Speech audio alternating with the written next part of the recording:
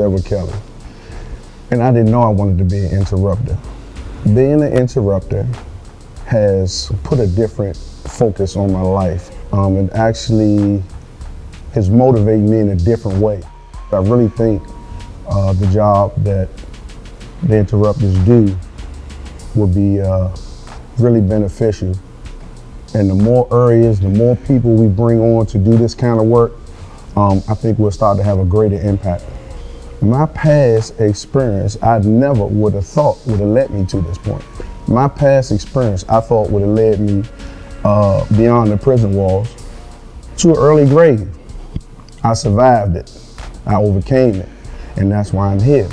So as far as I'm concerned, because I was able to go through some things and experience some things, now I feel like it's my duty, it's my charge to go back and try to change some things about myself and about some of the people I may have affected on the way.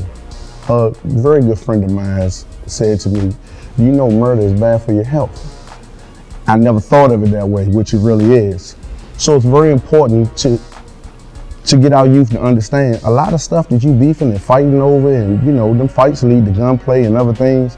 A lot of that stuff is for nothing. And I had a guy tell me a few nights ago, he was like, man, it's something about us, man. We love violence.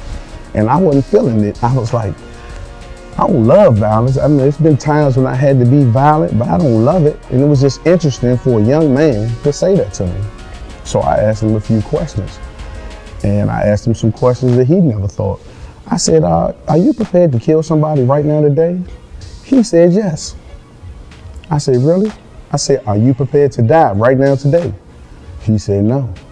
I said, are you prepared to go to jail right now today for the rest of your life? He said, no. I said, well, if you can't answer those questions the same way, you need to think about making some different decisions. But nobody has ever put him in that situation or had this kind of dialogue with him. And he knew I was serious. So I said, it's all fun and games until you the one on the ground leaking.